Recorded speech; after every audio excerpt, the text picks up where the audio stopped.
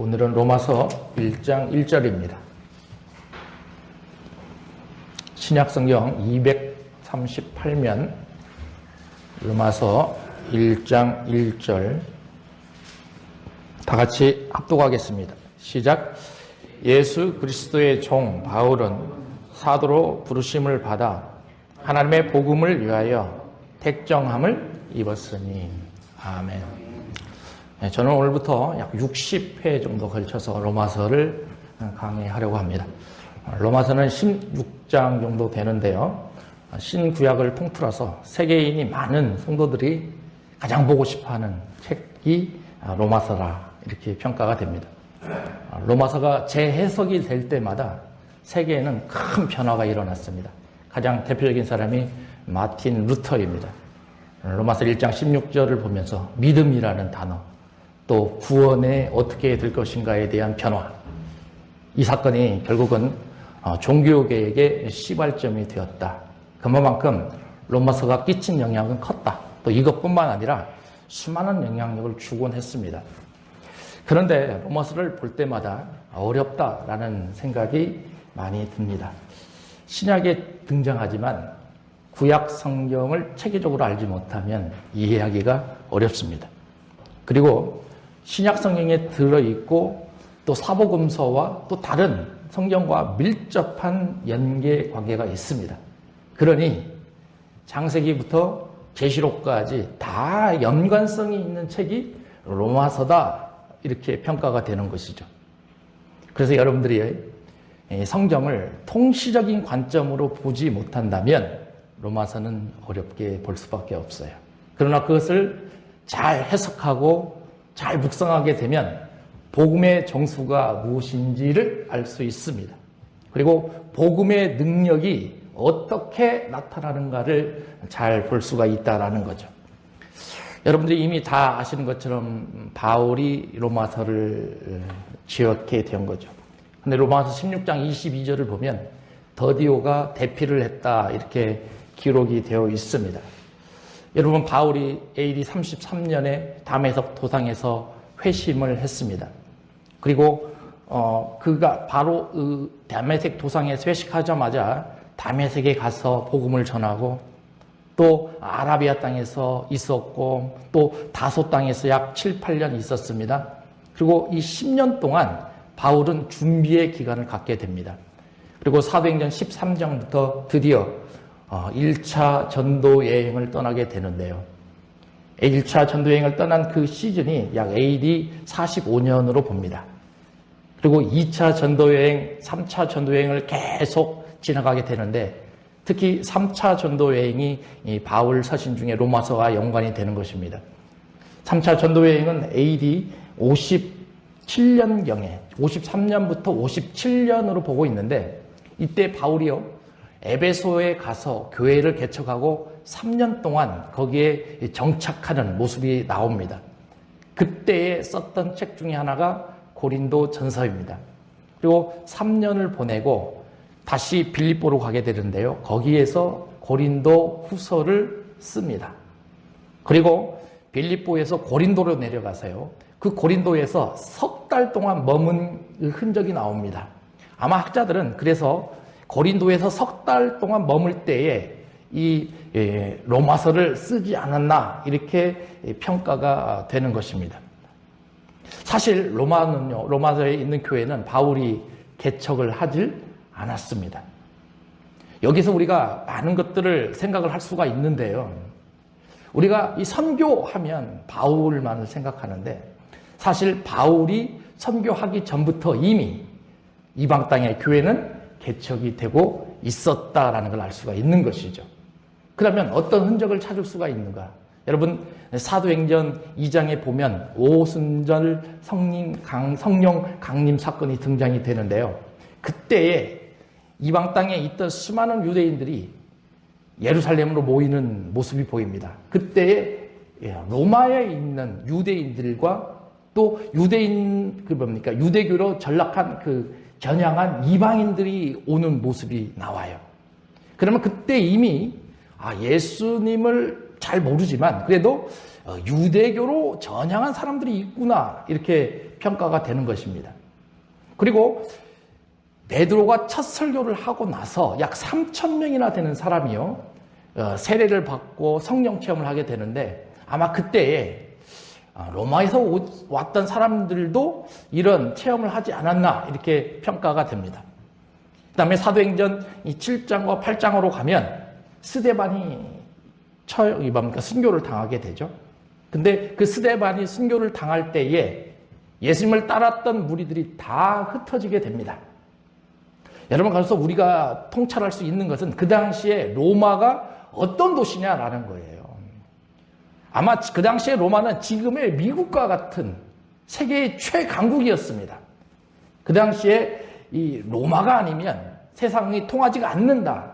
그 정도로 도로가 발달이 되었고 힘이 있는 나라였습니다. 그래서 스데반 순교로 흩어져 있었던 수많은 무리들이 아마 로마로 가지 않았나. 그리고 그곳에서 교회가 세워지지 않았나 이렇게 평가가 되는 것입니다. 그래서 로마에 있는 이제 교회의 구성원들은 우리는 정확히 읽어낼 수가 있어요. 첫 번째는 유대인으로서 예수님을 믿었던 사람들이 있고요. 또 로마에 있는 이방인들이 예수님을 믿었던 사람들이 형성이 되어 있다는 것이죠. 근데 사도행전 18장에 가보면 이제 바울이 2차 전도 여행을 떠나면서 고린도에 도착을 하는데 거기서 만났던 사람이 브리스길라와 아굴라입니다. 근데 브리스길라와 아굴라가요, 로마로부터 고린도로 나오게 됩니다.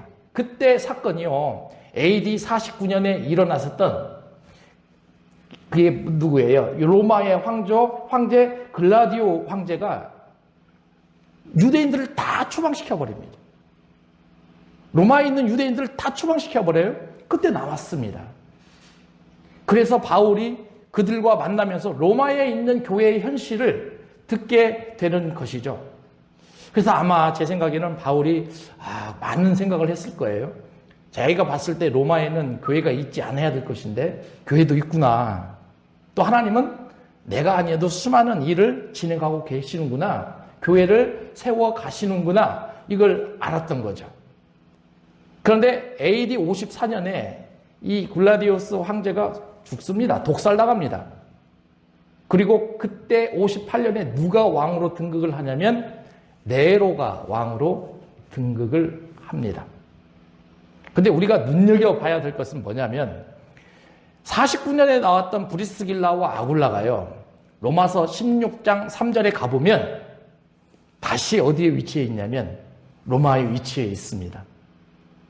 그러면 선교 사역을 하다가 나와서 이제 네로가 황제가 되었기 때문에 다시 로마로 들어갈 수 있는 여건이 보장이 되었던 거죠. 이 모습을 우리가 깊이 알고 있어야 돼요. 왜 그러냐? 여러분, 제가 아까 말씀드렸을 때 로마 교회에 있는 성도의 구성원들이 이방인들도 있었고 유대인들도 있었다라는 거예요. 그런데 그 유대인들이 다 쫓겨났을 때에 로마에 있는 교회의 구성원들은 누구예요? 이방인들이에요, 이방인들. 그들이 5년 이상을 주 세력으로 딱 가지고 있었어요.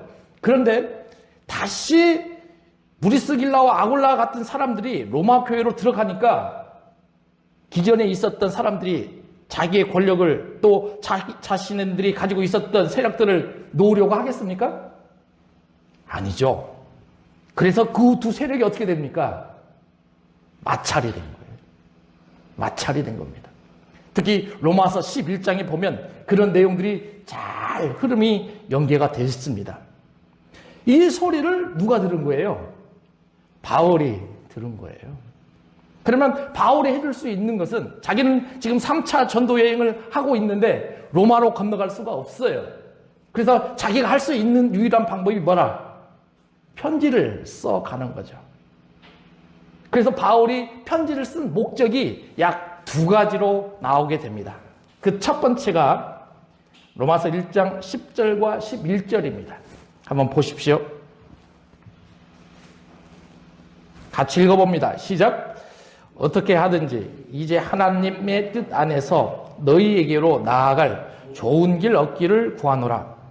내가 너희 보기를 간절히 원하는 것은 어떠한 신령한 은사를 너희에게 나누어 주어 너희를 견고하게 하려 함이라 이렇게 되어 있습니다. 그러니까 바울이 가려고 하는 것은 어떤 신령한 은사를 그들에게 나누어 주려는 것입니다. 그런데 글의 전개상 그 신령한 은사가 무엇인가를 보면 하나님의 복음입니다. 다시 말하면 로마 교회가 지금 이방인들과 유대인으로 이렇게 나눠져 있는데 하나님의 복음이 제대로 들어간다면 그 두 세력들이 어떻게 될 수 있다? 하나로 될 수 있다라는 거죠.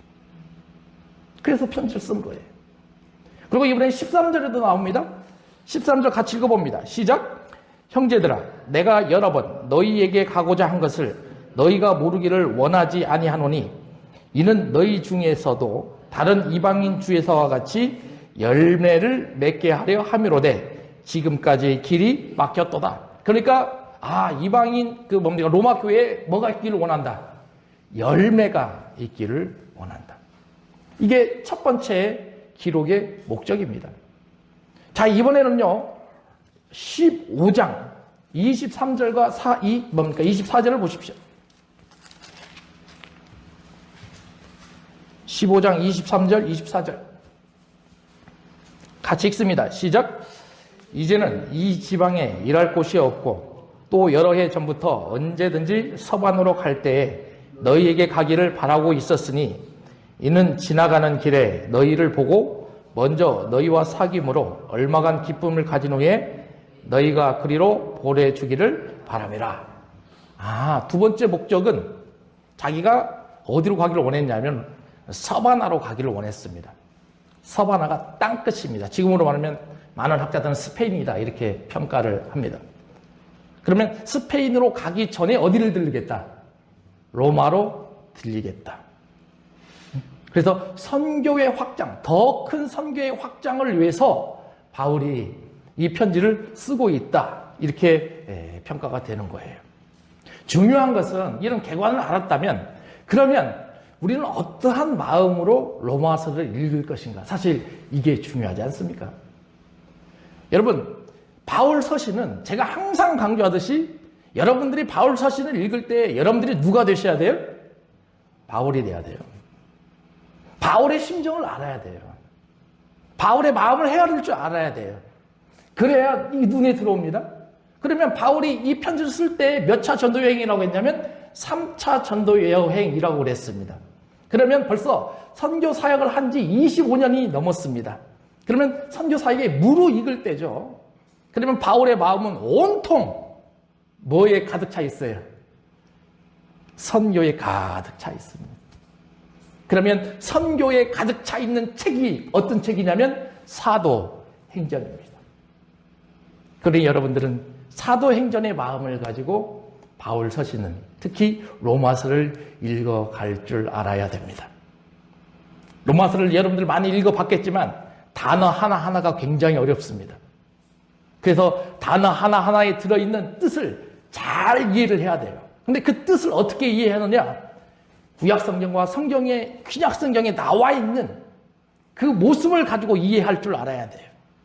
그러니 그것을 이해하기가 얼마나 어렵습니까? 여러분들이 로마서를 읽어갈 수 있는 좋은 기회가 되셨으면 좋겠습니다. 여러분들이 지금 그 창세기부터 계속 그 성경 말씀을 읽어 가시고 있는 걸로 보고 있어요. 그 말씀을 읽을 때에 이제 로마서가 어떻게 연계되는 것도 한번 알아보고 또 제가 말씀을 선포할 때 이 말씀의 뜻이 무엇인지 잘 알아갈 수 있는 귀중한 시간이 되었으면 좋겠어요. 여러분 로마서 1장 1절을 보십시오. 첫 단어가 어떻게 되어 있습니까? 무슨 단어가 나와요? 예수라는 단어가 나와요. 근데 원문에는 그렇게 되어 있지 않아요. 예수라는 단어가 나오지 않고 바울이라는 단어가 나옵니다. 순서가 좀 바뀌었죠? 예? 순서가 좀 바뀌었습니다.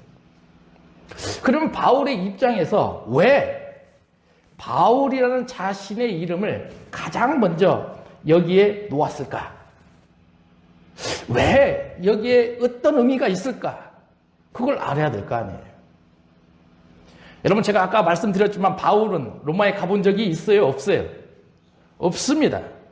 그러면 로마에 있는 많은 성도들이 바울을 아는 사람도 있을 거예요.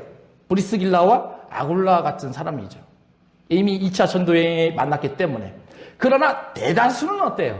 바울을 알아요? 몰라요? 모르죠. 그러지 않나요? 여러분, 우리나라에 유명한 목사님이 있다고 한번 생각을 한번 해보십시다. 뭐 하용조 목사님 한 예를 들어봅시다. 우리나라에서는 뭐 모르는 사람이 거의 없죠. 근데 그런 사람이 뭐 외국으로 갔을 경우에 그 사람을 아는 사람이 많이 있나요? 네? 아는 사람도 있긴 있겠죠. 그러나 많지는 않아요. 이런 거죠, 이런 거.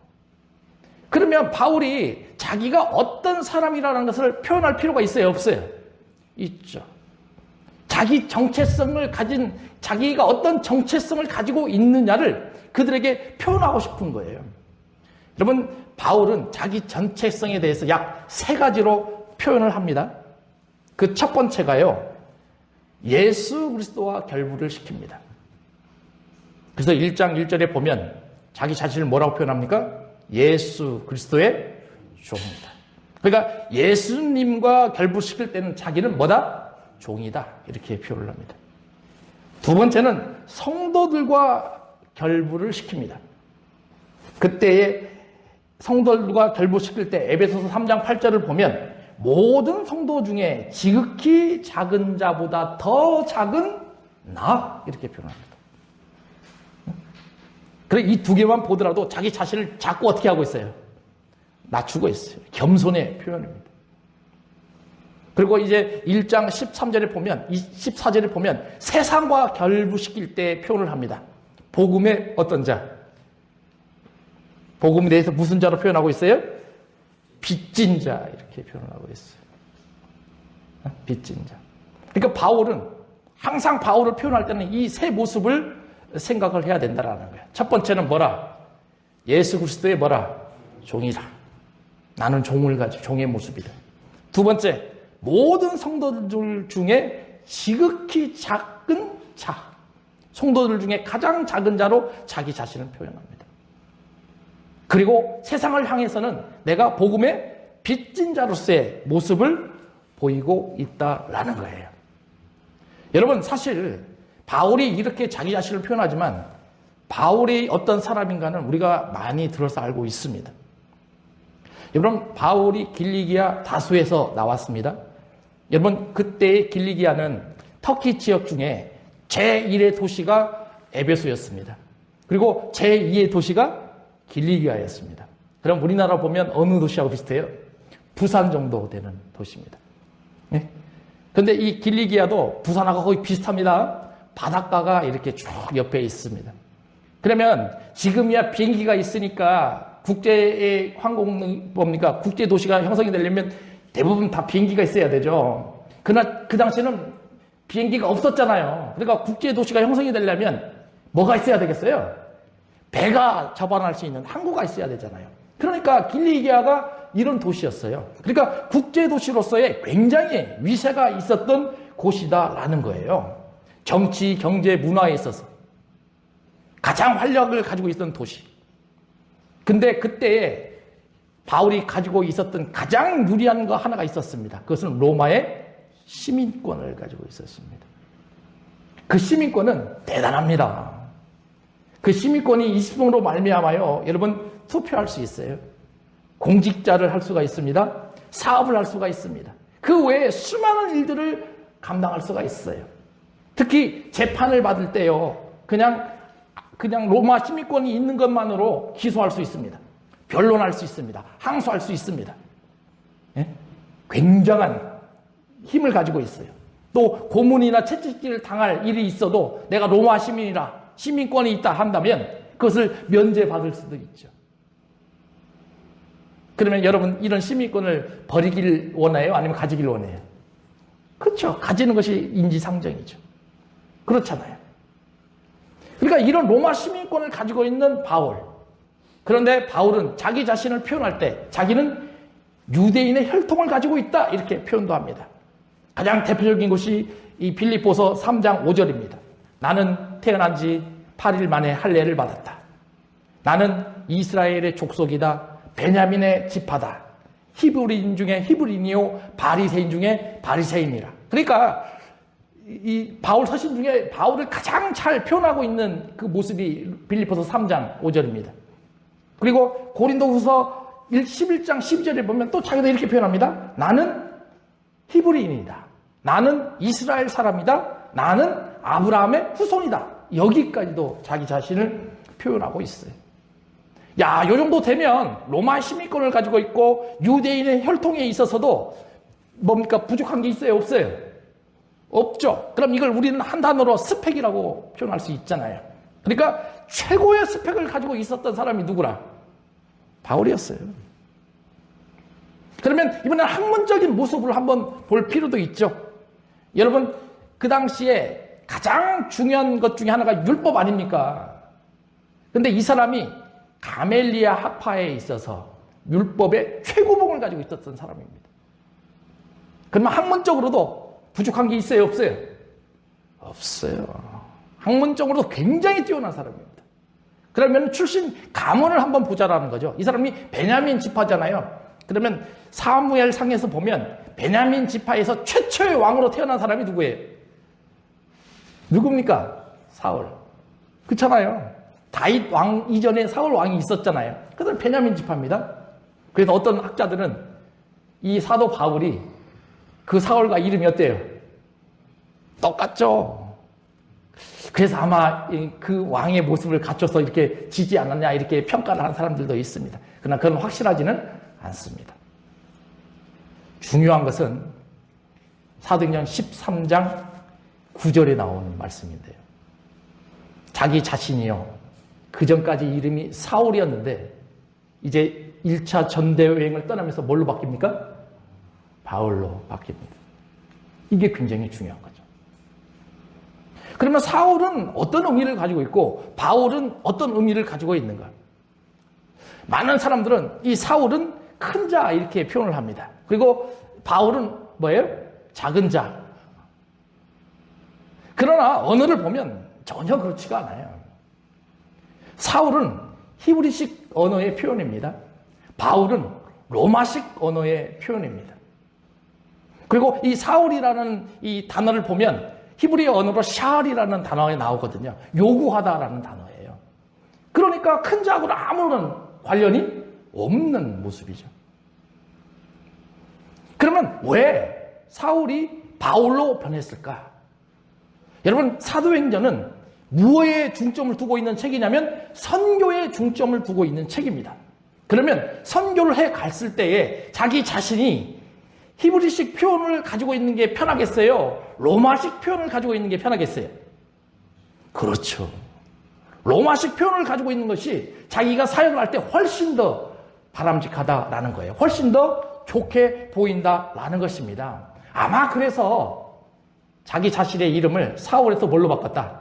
바울로 바꿨다. 이렇게 평가하는 것이 일반적입니다. 물론 큰 자에서 작은 자로 바뀌었다.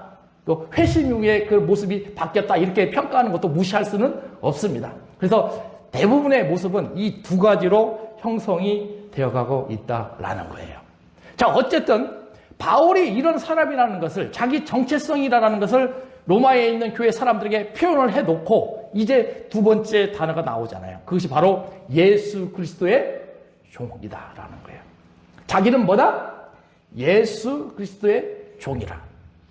물론 이 정도 스펙을 가지고 있으면 자기 자신의 서두에 자기 자신을 많이 표현할 필요가 있잖아요. 근데 딱 한 단어로 끝내버려요. 바울 딱 그 단어로 끝내버립니다. 왜 그랬냐? 바울은 다메섹 도상에서 예수 그리스도를 만나는 순간 자기가 지금까지 가지고 있었던 모든 학력, 경력, 이력들은 빌립보서 말씀으로 표현하면 무엇으로 여겼다? 배설물로 여겼다는 거예요. 배설물로 여겼다. 왜? 내가 지금까지 살아가면서 그런 것들이 나의 삶의 중심이 되었지만 내가 예수님을 만나는 순간부터 이제 내 중심에는 누가 계신다?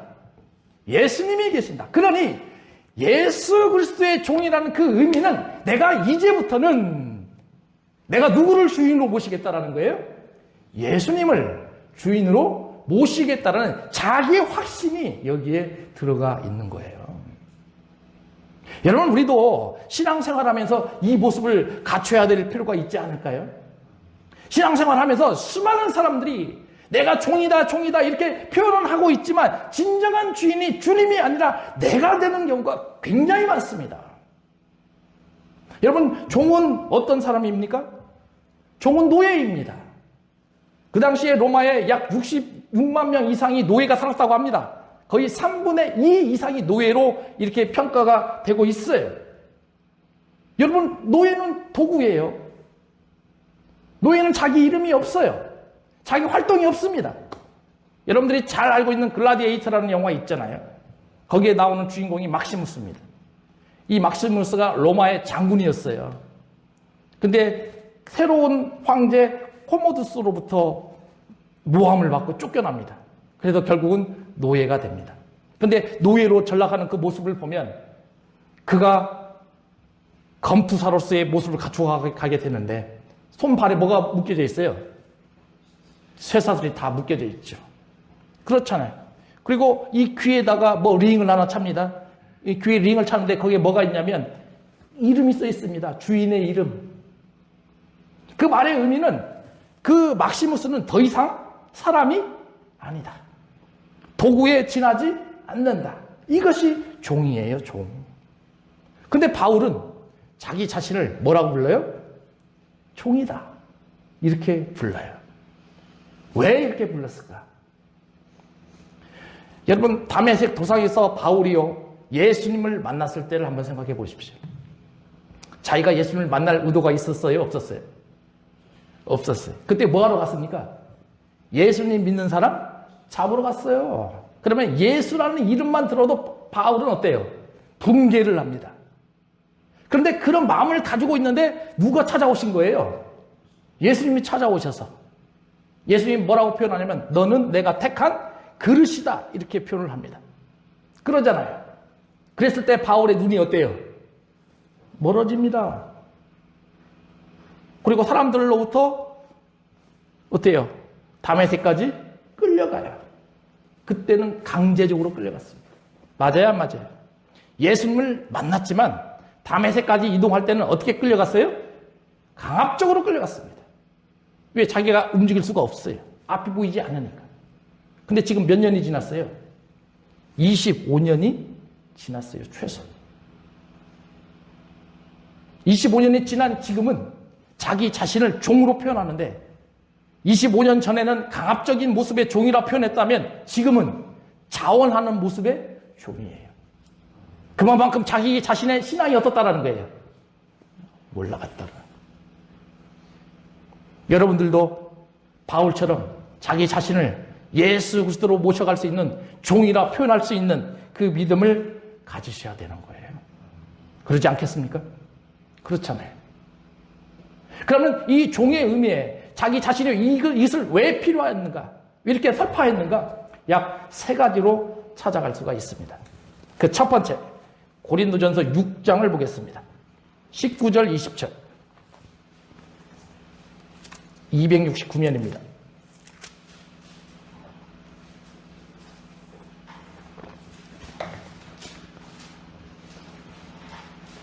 같이 읽어봅니다. 시작. 너희 몸은 너희가 하나님께로부터 받은 바 너희 가운데 계신 성령의 전인 줄을 알지 못하느냐? 너희는 너희 자신의 것이 아니라 값으로 산 것이 되었으니 그런즉 너희 몸으로 하나님께 영광을 돌리라. 여기서 중요한 게 뭐냐면 너희는 너희 자신의 것이 아니라 뭘로 샀다? 값으로 샀다. 이렇게 돼 있어요. 이것을 전문적인 용어로 제가 주부에 실어놨는데 구속이다라는 용어입니다. 구속이란 말의 뜻은 재물을 바치고 건져냈다. 이런 의미를 가지고 있어요. 그러면 바울이 이런 의미를 왜 썼을까가 중요한 거죠. 여러분, 바울이요, 예수님을 만나기 전에는 자기 자신도 누구의 노예였어요? 사단과 마귀의 노예였어요. 근데 예수를 만났는데요, 그 이후로는 이제 사단의 노예가 아니라 누구의 노예로 전락됐어요? 예수 그리스도의 노예로 전락됐어요. 여러분, 똑같은 노예이지만 같아요? 달라요? 달라요. 그렇잖아요. 근데 그 사단의 노예 상태에 있었던 나를 누가 샀다?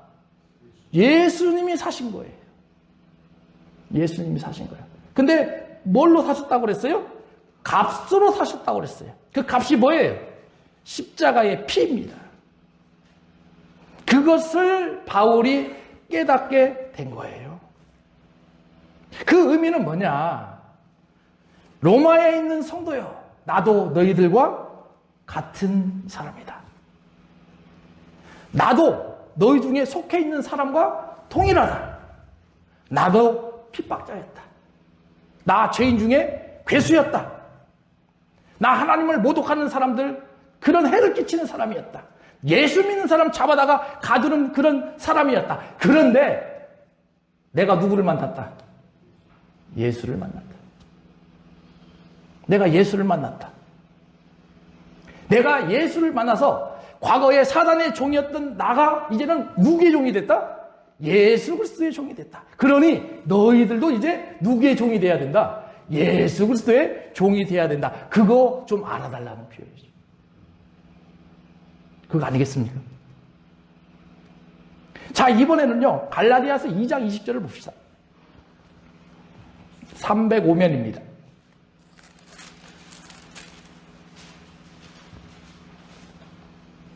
305면.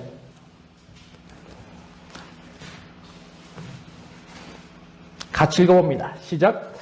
내가 그리스도와 함께 십자가에 못 박혔나니 그런즉 이제는 내가 사는 것이 아니요 오직 내 안에 그리스도께서 사시는 것이라. 이제 내가 내 육체 가운데 사는 것은 나를 사랑하사 나를 위하여 자기 자신을 버리신 하나님의 아들을 믿는 믿음 안에서 사는 것이라.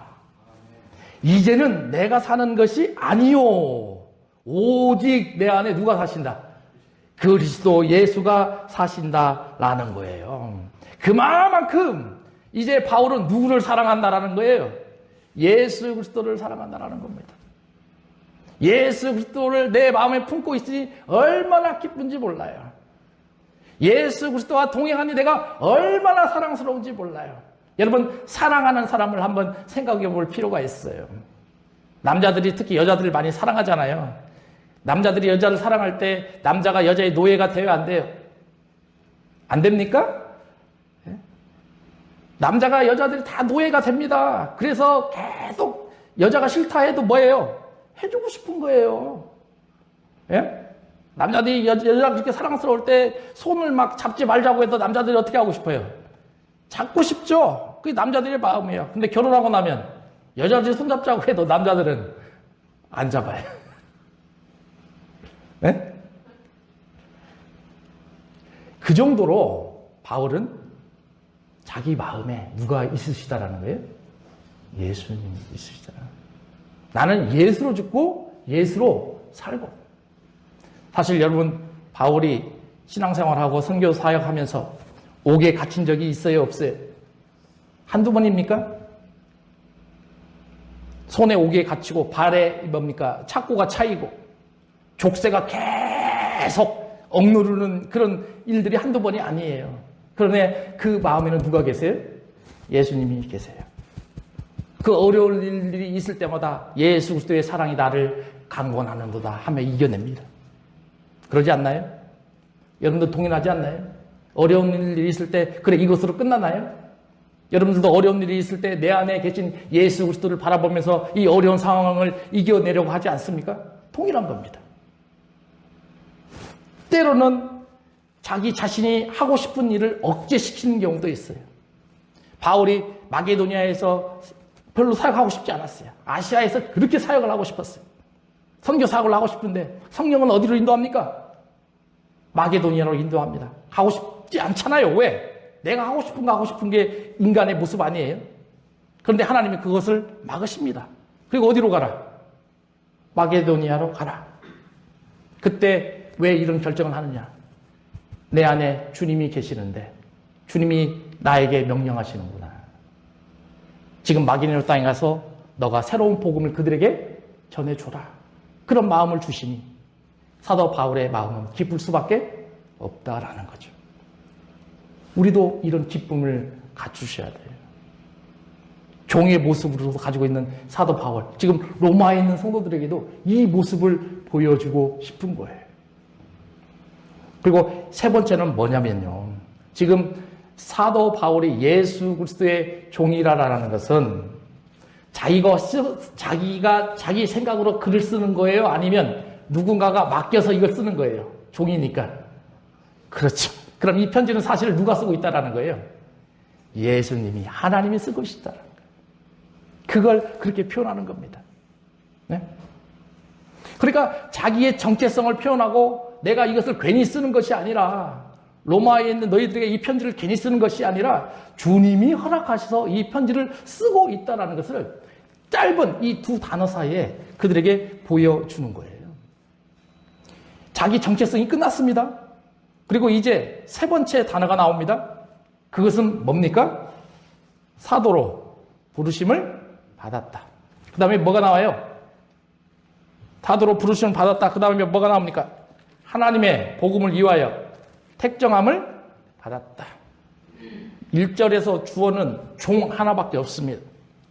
근데 택정함은 여러분 서술어로 되어 있는 것 같지만 형용사입니다. 형용사. 그럼 형용사는 어떤 역할을 합니까? 무언가를 꾸며주죠. 그럼 뭘 꾸며주겠어요? 종을 꾸며줍니다. 그 다음에 택정함을 받았다라는 분사로 되어 있습니다.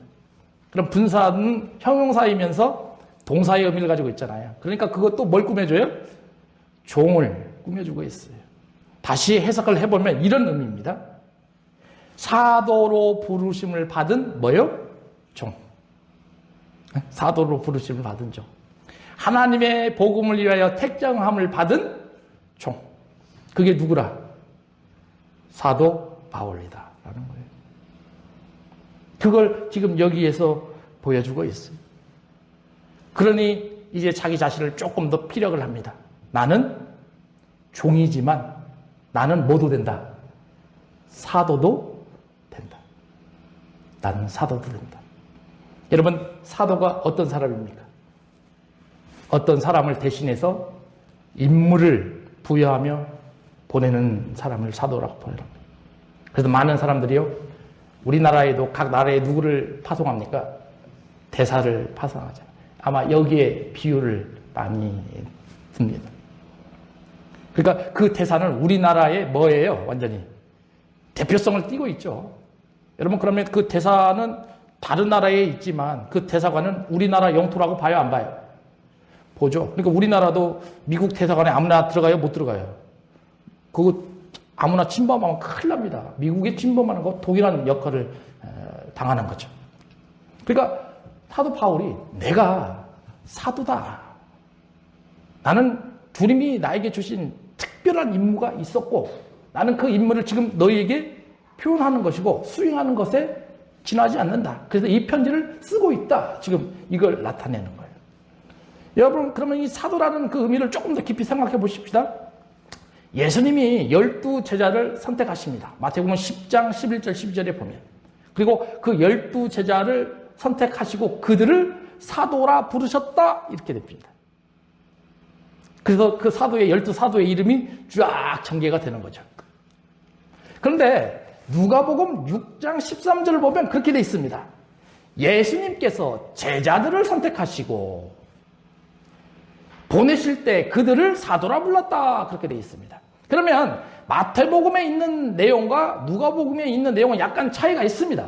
마태복음은 12제자를 선택하시고 그들을 사도라 불렀습니다. 그런데 누가복음은 제자들을 어떻게 해요?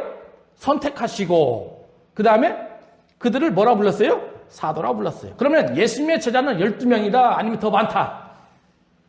예? 12명이에요? 더 많아요? 훨씬 더 많죠. 그 중에서 12를 어때요? 선택한 것이고 그들을 뭐라 부른 거예요? 사도라 부른 거라는 거예요.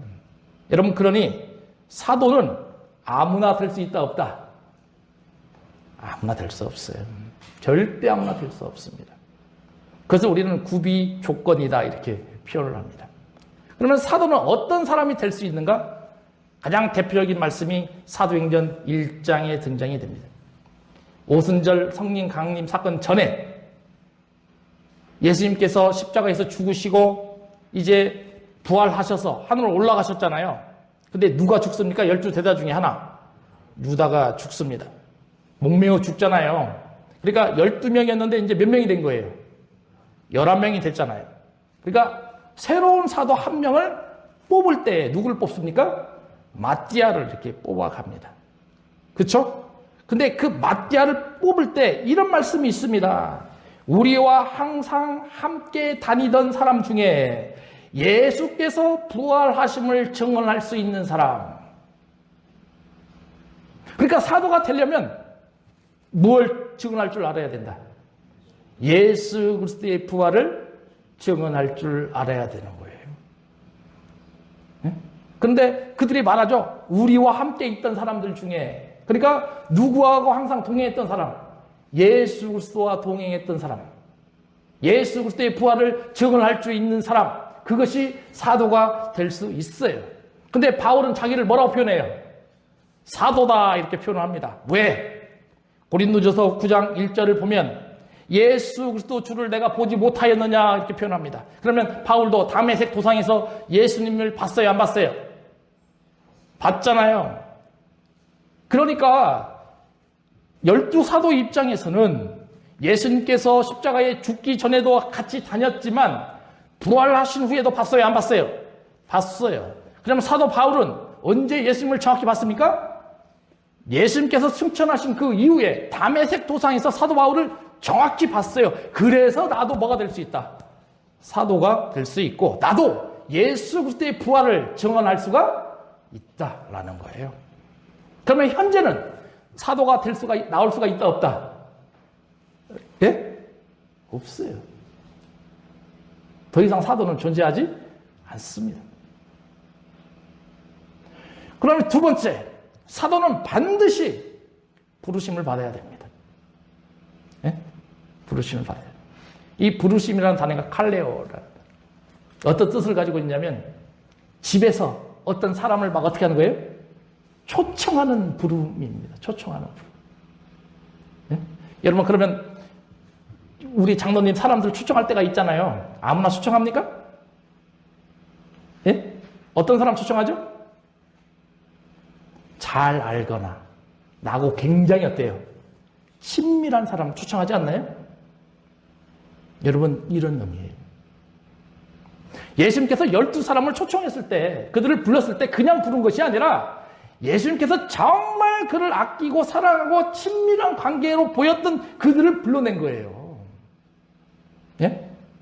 그러니까 우리도 여러분들이 지금 사도로서 또 전도자로서 그리스도인으로서 삶을 살아가고 있잖아요. 그런데 그것이 단순히 내가 선택해서 교회에 나와 예배를 드리는 것이 아니라 여러분들을 지금 누가 불러냈다라는 거예요.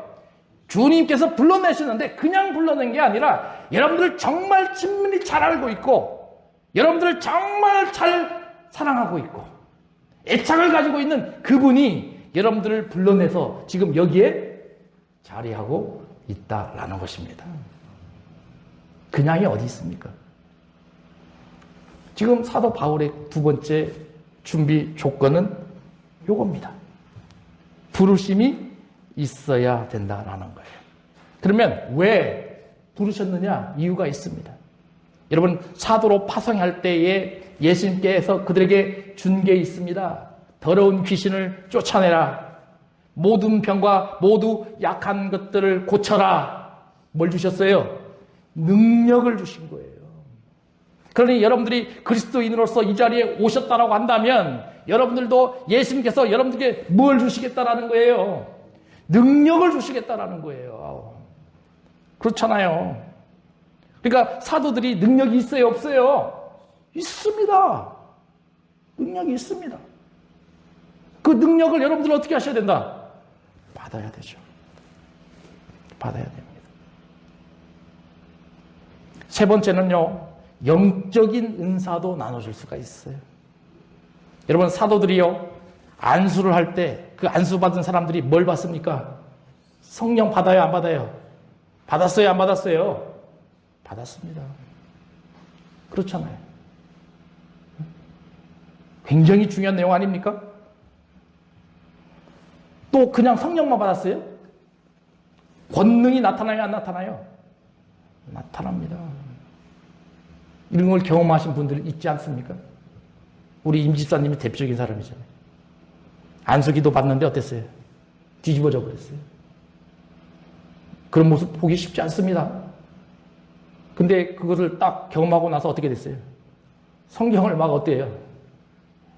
3독 이상 한다잖아요. 성경이 제 마음대로 읽어집니까? 아니에요. 안수함으로 임 집사님에게 주신 하나님의 권능입니다. 능력입니다. 그러면 우리 임 집사님은 말씀의 능력이 나오겠다, 안 나오겠다? 나옵니다. 보십시오. 그냥이 어디예요? 하나님 그러지 않아요. 부르셨으면 받으시 뭘 주시겠다? 권능과 능력을 주시겠다. 이런 역할을 했던 분들이 누구라? 사도예요. 사도. 여러분, 오늘 하나님의 그 말씀을 전하면서 지금 1장 1절밖에 되지 않지만 지금 제가 풀어가고 있는 게 단순치가 않아요. 굉장히 많습니다. 뒷부분에 또 뭐라고 되어 있습니까?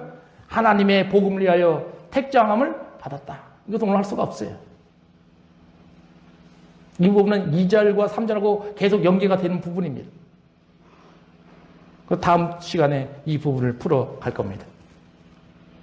여러분, 오늘 본문을 보면서 깊이 생각해 볼 여러 가지 것들이 있어요. 제가 말씀을 준비하면서 오늘 본문을 1장 1절에 있는 핵심적인 내용, 예수 그리스도의 종, 그 다음에 사도로 부르심을 받았는데 이것을 가장 함축할 수 있는 말씀이 무엇인가 제가 고민을 해보니까 에베소서에 딱 나오는 것 같아요. 에베소서 4장 11절과 12절을 보십시오. 313면입니다.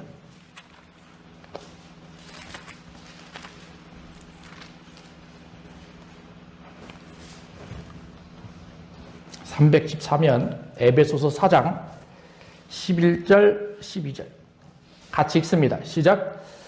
그가 어떤 사람은 사도로, 어떤 사람은 선지자로, 어떤 사람은 복음 전하는 자로, 어떤 사람은 목사와 교사로 삼으셨으니 이는 성도를 온전하게 하여 봉사의 일을 하게 하며 그리스도의 몸을 세우려 하심이라.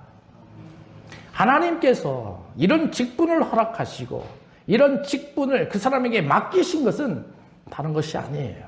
12절에 분명히 나옵니다. 뭐라고 되어 있습니까? 성도를 어떻게 한다? 온전하게. 그러니까 여러분들이 그리스도인으로서 직분을 맡은 자로서 교회 생활을 하실 때에 부족한 성도들이 있어요? 없어요? 있습니다. 그러면 그들을 세워주실 줄 알아야 되는 거예요. 하나님이 그래서 직분을 주신 거예요. 성도를 온전하게 하기 위해서. 두 번째는 뭐라고 되어 있습니까? 봉사의 일을 하기 위해서. 자기 혼자 잘 먹고 잘 살고 건강하고 그게 아니라 봉사의 일에 열심히 하면서 하나님의 일을 증거할 수 있는 그 여건, 그것을 마련하라는 거죠. 왜 그러느냐? 이것이 그리스도의 몸을 세우는 것이다. 여러분, 그리스도의 몸을 세운다는 것은 다시 말하면 뭐가 세워진다는 거예요? 교회가 세워진다는 겁니다. 지금 로마 교회에 있는 성도들에게 바울이 이런 마음을 전해주고 있는 거죠. 너희들 유대인들과 이방인들 간에 서로 갈등이 있고 권력 투쟁에 이렇게 싸우고 있다는 건 나 안다. 그런데 내가 이 편지를 쓰므로써 너희들이 하나님의 복음이 무엇인지를 잘 알고 받아들여서 너희들 마음에 예수 그리스도가 주인이 되는 것들을 가지고 너희들도 직분을 받으셨으니 이제는 성도를 세우는데 온전하게 하고 봉사일을 하면서 뭘 세워가라는 거예요? 교회를 세워가라는 그 의도가 여기에 있어요. 여러분, 바울이요 고백을 합니다. 나는 예수 그리스도의 종이다. 확실한 고백을 합니다. 그런데 나는 사도다 이렇게 해요, 안 해요? 안 해요. 나는 예수 그리스도의 종이다. 그런데 나는 사도라라고 표현을 하지 않고 나는 사도로 부르심을 받았다 이렇게 표현합니다. 다시 말하면 나는 누구인가가 중요합니다. 내가 어떻게 선포하느냐가 중요한 거예요. 그리고 나는 누구로부터 어떻게 세워짐을 받았느냐. 이게 그렇게 중요한 거예요. 우리가 신앙생활 하면서 이 두 가지를 확증할 수 있어야 되는 거예요. 그래야 내 마음대로 살아가는 것이 아니라 하나님의 인도하심을 따라 순종하며 걸어갈 수 있는 거다라는 것입니다. 여러분, 2024년도 첫 예배였습니다. 이 말씀을 잘 붙잡고 여러분들 내 인생 내 마음대로 살아가는 것이 아니라 내 안에 계시는 주님을 주인으로 삼고 그분의 인도하심에 잘 순종하며 걸어갈 수 있는 한 해가 되셨으면 좋겠습니다. 기도하겠습니다. 아버지 하나님, 은혜를 감사합니다. 로마서의 말씀을 전합습니다. 많이 힘들고 어려울 줄 압니다. 그러나 우리가 이 말씀을 바라보면서 로마서를 해석하고 또 하나님께서 주신 그 말씀을 잘 받아서 2024년도 멈추지 않고 더 달려갈 수 있는 우리 로고스 교회 성도들 되게 하여 주시옵소서. 예수님의 이름으로 기도하옵나이다.